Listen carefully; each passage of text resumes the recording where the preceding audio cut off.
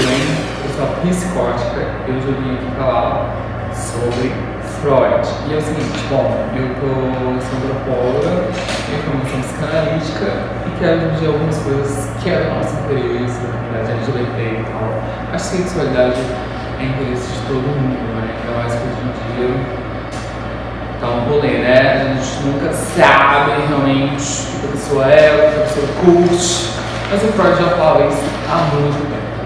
Bom, gente, eu vou falar aqui num texto, aliás, é um livro dele, né? Todos os livros do Freud são de domínio público hoje.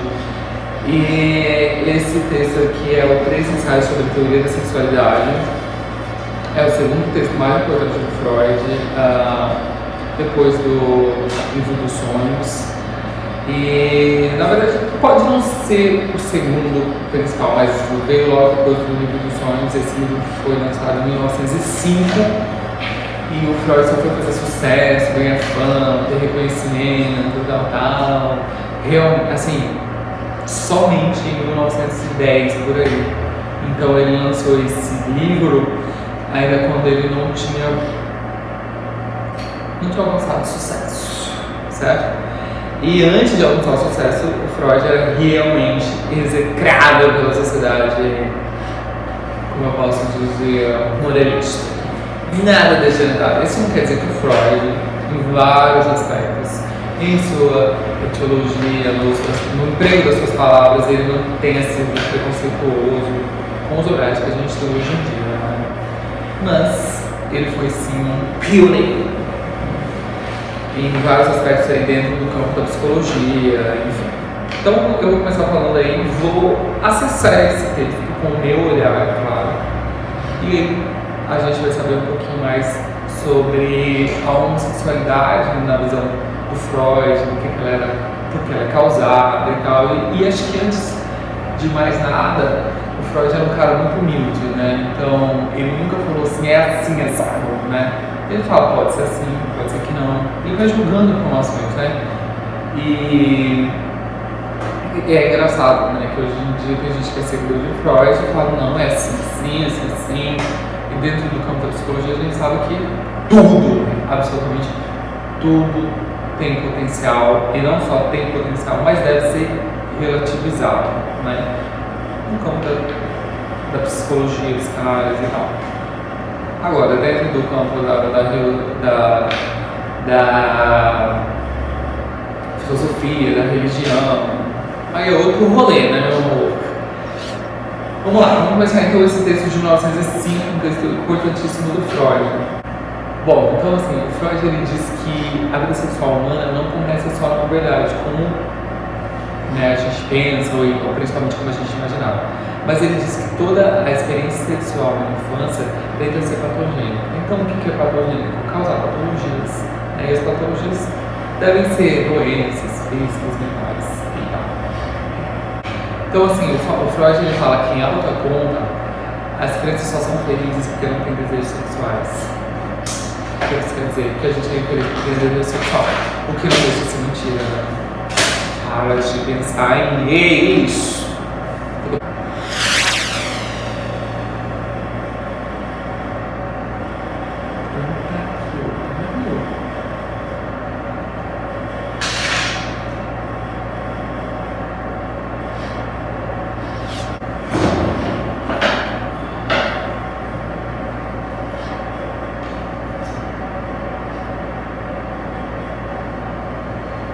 Todos os fios pra cá, todos os fios saem do meu rosto, por favor. Vocês conseguem fazer isso por mim?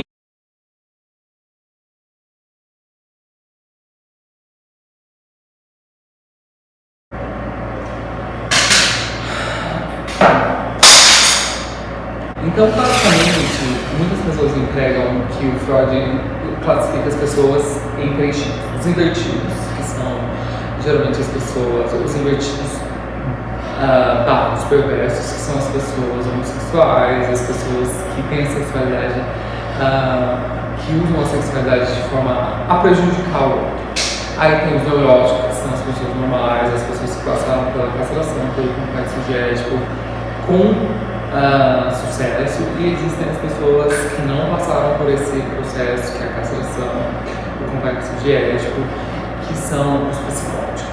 Os psicóticos são as pessoas que realmente mais comumente aceitam, são as pessoas que não têm amor ao próximo, ou fazem tudo que dá na mente. Mas se a gente fizesse absolutamente tudo que dá na telha, são os psicóticos.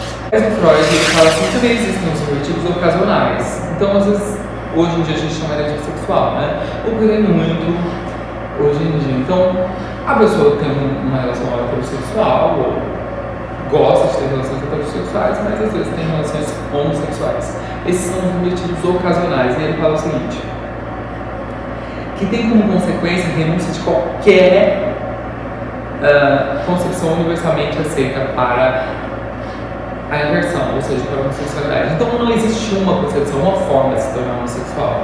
E aí olha só como ele relativiza o próprio que você está falando por homossexualidade, ele fala, não existe uma concepção universalmente aceita. E ele toma essa premissa justamente por causa dos ocasionais, né, os homossexuais ocasionais.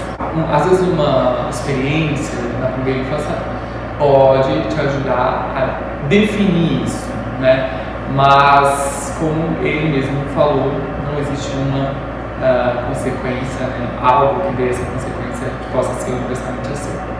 Às vezes uma experiência na primeira infância pode, sim, ajudar a definir sua homossexualidade ou a homossexualidade de outras pessoas na infância. É muito comum uma criança, dois meninos às vezes um bater pro outro, enfim, né? Acontece, mas isso não torna a pessoa homossexual. Então, às vezes as pessoas têm, e às vezes tornam. Então, assim, às vezes as pessoas estão sob as mesmas condições na infância, né, condições sexuais, mas isso não define quem elas são ou quem elas serão sexualmente no futuro. E aí, ele é inconclusivo, né? A pulsão na infância, a pulsão sexual não pede por objeto sexual. Então, Freud diz que a partir dali dos 2, 3 anos, a criança já é, ou mesmo mamando, ela já está fazendo aquele processo de sucção, ela já está com pulsão sexual.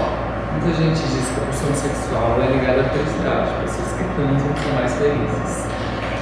E o Freud, né, também diria isso, que a pulsão sexual é inata ao ser humano e já começa a aparecer a partir dos, enfim, desde o bebezinho. Mas ele diz que o objeto sexual, ou seja, a vagina ou o pênis ou os seios, ele está desligado da pulsão sexual infantil. Ou seja, a criança, apesar de ser sexualmente ativa, ela não precisa do objeto sexual, ela não precisa de pênis, ela não precisa de vagina. Não que ela não precise do seu, ela não precisa do ou, né? O objeto é sempre outro. Bom, o sadista é a pessoa que gosta de bater, sado, maso. E o masoquista é a pessoa que gosta de apanhar. Muita gente também pega esse tipo de conceito dentro de relacionamentos.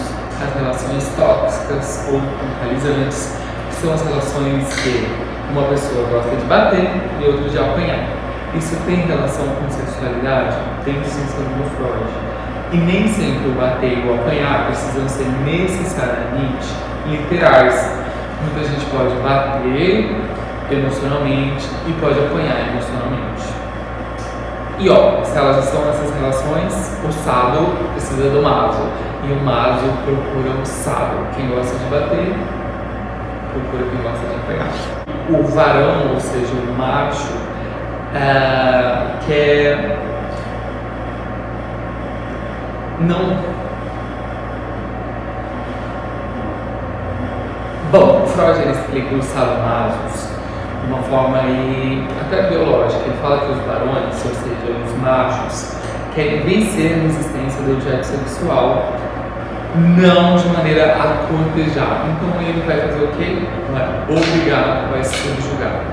Então isso pode ter uma explicação para ele lógica, né? Uma explicação que vem aí com a gente através dos genes durante muito tempo. Então o sado estaria no papel de quem se subjuga, né? Em conclusão, ele fala que essas pessoas não passaram pelo complexo de castração de maneira satisfatória.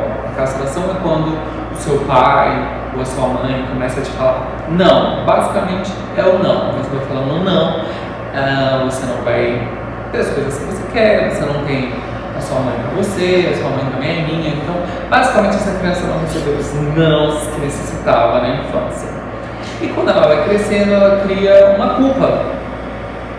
Uma culpa por não ter recebido esses nãos e uma culpa por não conseguir lidar com os nãos. Então, essa pessoa se transforma numa masoquista. O sábio é quem gosta de apanhar, aliás, gosta de bater, e o masoquista é quem gosta de apanhar. Então, por essa pessoa não ter recebido os nãos que ela deveria dos pais, olha só como o Freud culpa muito os pais, e aí que ele é muito relativizado dentro da psicologia, ou dentro hoje também das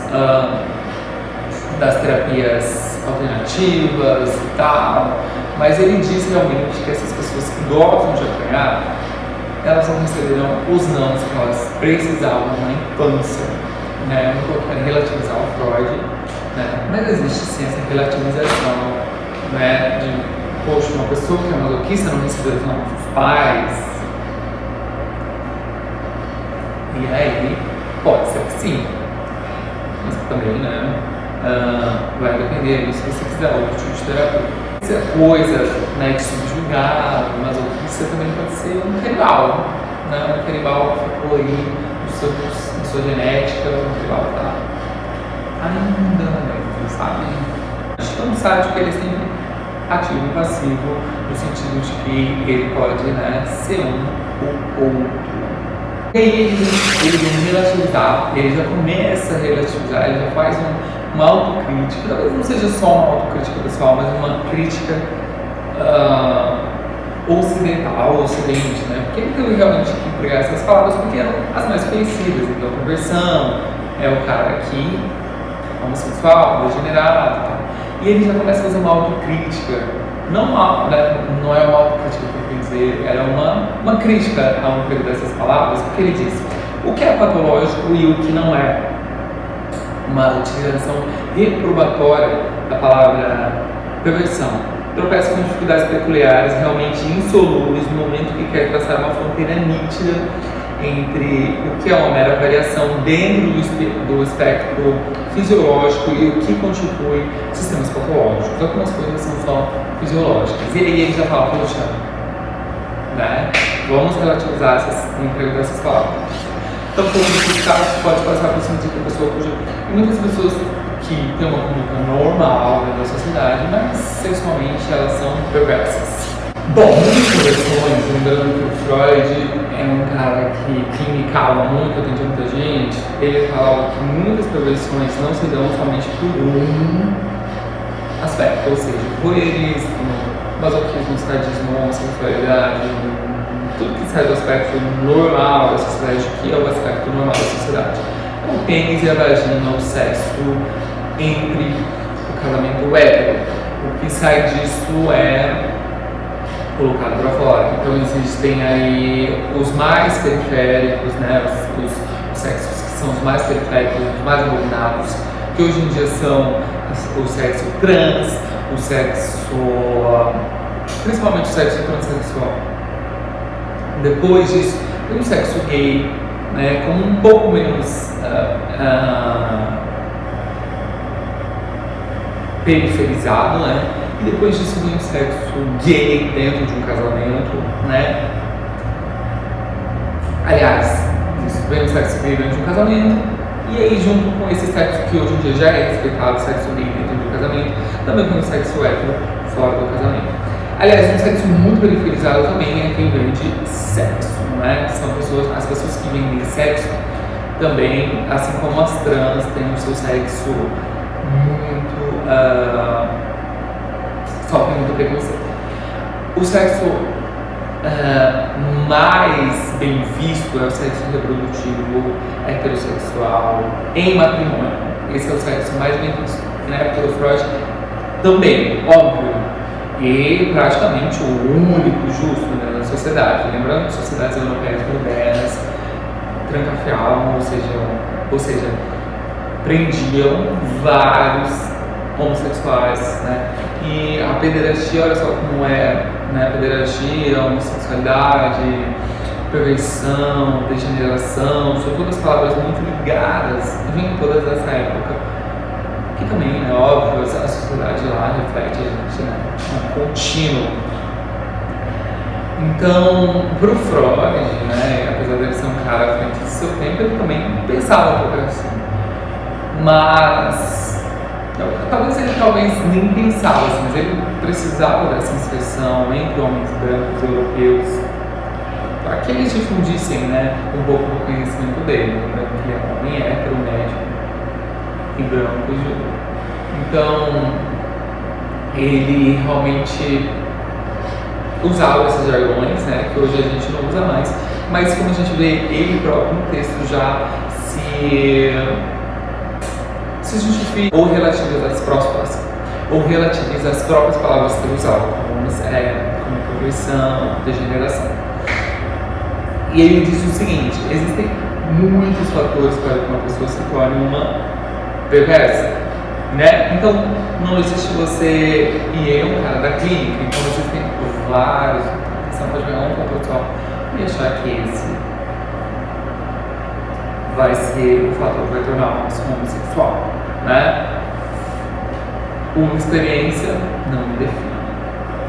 E aí ele me fala o seguinte: a histeria e a neurose obsessiva, ela fala que esses sintomas são a atividade sexual dos psiconeuróticos. Então, o que é um sintoma? O sintoma é algo que você não sabe porque está acontecendo ou não está acontecendo. Às vezes é ansiedade, às vezes é um toque. E ele diz que tudo isso que vem para cima são pulsões sexuais, 100% de causa de pulsões sexuais. E essas pulsões sexuais são, na verdade, a atividade sexual do psiconeurótico. Ele não transa, ele precisa de um sintoma. Ou ele, não que ele não transa, ou ele não se satisfaz transando, ele gostaria de transar de outra forma, então um sintoma vem à tona. Olha só, o que acontece quando um sintoma aparece, né? É uma fuga, na verdade, instintiva de qualquer ocupação do intelecto com um problema do sexo, que tem como consequência, nos casos mais acentuados, a manutenção de uma completa ignorância sexual, mesmo depois de alcançado o período de maturidade sexual. Então tem gente que sublima, né? Praticamente você sublimar o sexo, se importar com outra coisa, não deixar seu cérebro se ligar àquilo, e aí acontecem os problemas mentais, tá? Não necessariamente problemas mentais, mas assim, são problemas neuróticos. Quem são os neuróticos? Todas as pessoas que são neuróticas, né? Os neuróticos são as pessoas normais, digamos assim. E os neuróticos, eles amam, sabe o que eles amam? Eles reivindicam para as mucosas da boca, a boquinha, e o ânus, o papel de genital. O que hoje pra gente é normal, olha só, ele vem falar, caramba, e ele não diz que são os perversos, ele diz que são os neuróticos. Os neuróticos são os normais para ele, né? Enfim, são as pessoas normais e tal, que vão, enfim, vivem a vida normal. Não são os psicóticos, não são os perversos. Então essas pessoas indicam o papel do ânus e a boca com o papel genital. Ou seja, as pessoas com muito as suas perversões podem ser doentes patológicos, podem desenvolver de tanto que recalcam doenças patológicas. E aí, gente, no próximo tópico, que ele vem falar sobre a sexualidade na infância. O Freud foi duramente criticado no começo da sua carreira por falar que as crianças são altamente sexualizadas. Eu falei um pouquinho disso no começo do vídeo. E agora eu vou fazer também um próximo vídeo falando sobre o próximo artigo do Freud nesse mesmo livro, que é um livro de domínio público, todo mundo pode imprimir e ler. Não é uma leitura tão fácil de ler, apesar de as pessoas falarem que o Freud tem uma leitura muito mais fácil que o Lacan, né? Ele tem uma linguagem menos difícil, mais acessível, portanto, que é esse livro aqui que eu imprimi, 3 ensaios sobre a teoria da sexualidade. É um livro super curtinho. E na verdade são só 3 ensaios. Então, na verdade, eu acho que não é nenhum livro, mas enfim, talvez seja. Então, é psicólogo, espero ter falado um pouquinho sobre a homossexualidade aos olhos do Freud, muita coisa coisa mudou, eu preciso pontuar uma coisa aqui. O Freud, obviamente, foi um cara que abriu o caminho, e a gente pode ver que ele relativizou vários conceitos dele, mas dentro da psicanálise, a homossexualidade é sim tratada de maneira especial. Então, o psicanalista gay, ele tem uma outra abordagem do que um psicanalista que não seja gay, porque ele está sujeito a outros tipos de transferência, ou seja, o paciente pode trazer a ele um outro tipo de papel. Então, por exemplo, um analista heterossexual com sua paciente mulher, por exemplo, pode surgir entre eles uma tensão sexual. Entre um psicanalista gay e a sua paciente mulher, pode surgir entre eles um coleguismo. E dentro dos papéis sociais que a gente tem hoje, a gente percebe que algumas vezes as mulheres veem os gays, ou todos os gays, como seus amigos. E não veem eles de uma forma mais, como eu posso dizer, profissional. Principalmente quando a gente diz em respeito à psicologia. Dentro de um consultório são somente duas pessoas, apesar de serem analista e analisando, essas duas pessoas podem sim sofrer diversas incidências sexuais. Mas hoje em dia não se usa mais para os gays, né? Então esse tripé, perversão, que entra na sexualidade diversa, os psicóticos e os neuróticos. A perversão sofreu diversos enraizamentos, né? Então uma raiz se desencadeou em várias outras, e hoje não se fala mais que a perversão pode ser considerada a homossexualidade. A perversão hoje em dia é tratada dentro da psicanálise somente quando ela causa dor em outra pessoa. Portanto, um estuprador é um perverso, enfim, entre outras coisas, né? Mas não é uma dor não consentida. Portanto, a perversão no sadomasoquismo também caiu dentro da psicanálise. Lembrando que esse texto é um texto pilar, ou seja, o cara estava realmente começando, desvendando, e logo também ele viveu muitos anos e escreveu outras coisas sobre a sexualidade. Então pode ser relativizado inclusive ao Freud. Bom, gente, é isso. Um beijo, vou pedir para vocês compartilharem, curtirem, se inscreverem no meu canal, se inscreva por favor, que assim eu posso trazer mais vídeos, fazer mais leituras e conversar mais com vocês. E quem sabe também, se vocês quiserem que eu comente, vai lá nas minhas redes sociais e me dê um texto para ler ou qualquer coisa para comentar, eu vou comentar, tá bom? Então é isso, muito obrigado e fiquem de olho que o próximo vai ter um outro também vídeo chamado Sexualidade Infantil. Tchau!